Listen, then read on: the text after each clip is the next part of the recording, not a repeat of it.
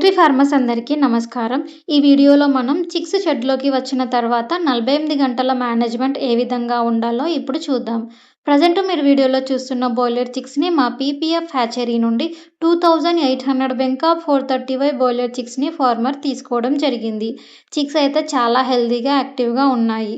Chicks వచ్చిన 48 గంటలు సరైన మేనేజ్‌మెంట్ చేస్తేనే మంచి గ్రోత్, మంచి ఎఫ్‌సీఆర్, మంచి లాభాలు పొందవచ్చు.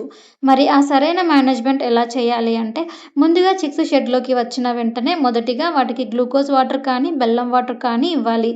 ఎందుకంటే చిక్స్ ట్రాన్స్‌పోర్ట్ వల్ల స్ట్రెస్‌కి గురి అవుతాయి. కాబట్టి గ్లూకోజ్ వాటర్ ఇవ్వగానే చిక్స్ యాక్టివ్‌గా అవుతాయి. రెండవ ముఖ్యమైన విషయం ఏంటి అంటే బ్రూడింగ్‌లో టెంపరేచర్. చలి ఎక్కువ అయితే చిక్స్ అన్నీ ఒకే చోట గుంపులుగా చేరుతాయి. వేడి ఎక్కువ అయితే లైటింగ్‌కి దూరంగా వెళ్లి నోరు తెరిచి ఊపిరి తీసుకుంటాయి.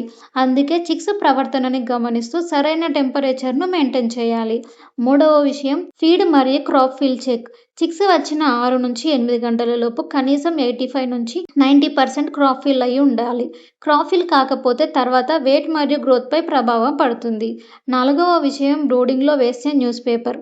న్యూస్ పేపర్ తడిగా ఉంటే లేదా మురికిగా ఉంటే వెంటనే ఆ పేపర్‌ని మార్చాలి. లేకపోతే అక్కడ బ్యాక్టీరియా పెరిగి చిక్స్‌లో వ్యాధులు వచ్చే అవకాశం ఉంటుంది. నెక్స్ట్ డ్రింకర్స్ మరియు లిట్టర్. డ్రింకర్స్ ఎప్పుడు శుభ్రంగా ఉండాలి.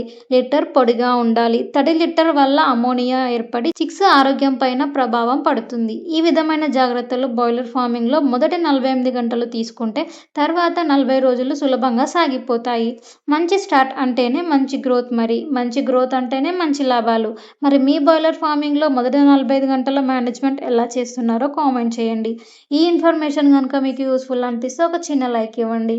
అండ్ మీలో ఎవరికైనా బెంకాక్ 430Y బాయిలర్ చిక్స్ కావాలి అంటే వెంటనే స్క్రీన్ మీద కనిపిస్తున్న నెంబర్‌ని సంప్రదించి ఆర్డర్ చేసుకోండి. Thank you for watching.